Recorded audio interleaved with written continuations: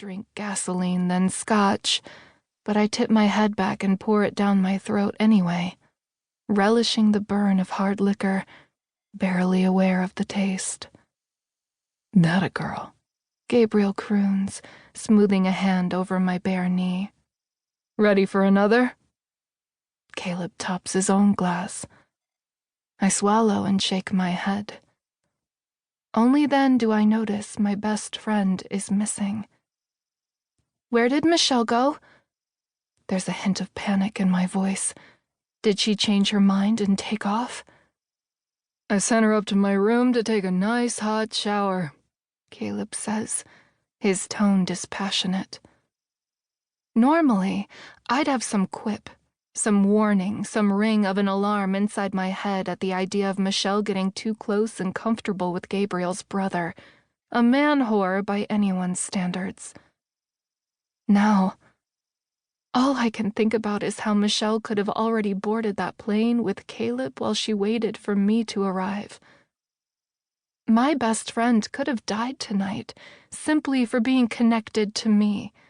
We all could have died, if not for road construction that made Gabriel and me 15 minutes late. Pylons and fresh asphalt literally saved our lives. And in the aftermath of the explosion, while we sat on that tarmac as emergency vehicles raced up to deal with the fiery carnage, and we ducked away from view of countless news cameras that congregated outside the gates to capture the scintillating story, Michelle remained startlingly calm. She told the police who questioned us nothing beyond the surface truth: that she was joining her best friend for a weekend in Vegas to celebrate my having written my last college exam. She didn't so much as hint at the other, more vital details that she is fully aware of: that she was traveling with a well-known crime family and that every minute of the trip had likely been bought and paid for with drug money.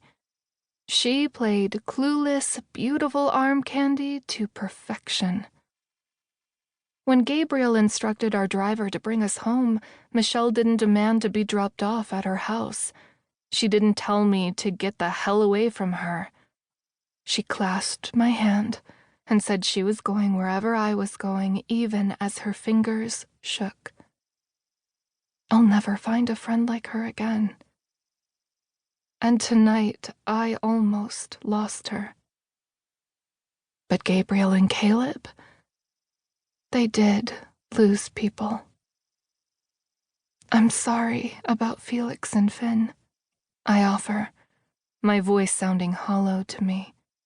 I didn't know either of them well, and can't say that I liked what I knew of them.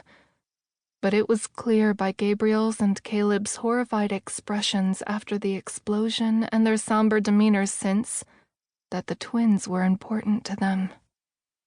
"And about your crew, too." The pilot and a flight attendant also died in the explosion.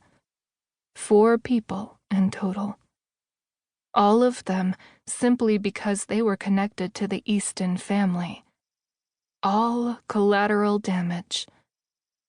I'm connected to the Easton family. How long before I become collateral damage, too? My stomach roils at the thought. "Who tried to kill us?" "It was a fuel leak," Caleb says without missing a beat, dumping his glass full of scotch down his throat. "That was not a fuel leak," I counter evenly. Does he take me for an idiot? Gabriel's mouth twists. "No one's trying to—" "Don't feed me the same bullshit you tried to feed the cops. They didn't buy it either." I saw the looks, the whispers of Easton on lips. Everyone there knew who Gabriel and Caleb are. It's virtually a guarantee that their investigation will conclude that plane was rigged with a bomb. Unless, of course, Gabriel buys a more palatable report for insurance purposes and to avoid unwanted attention. I wouldn't put it past him. There doesn't seem to be anything they can't afford. But with the FBI rolling up in their black sedans, I doubt there's a price tag affixed to sweeping this one.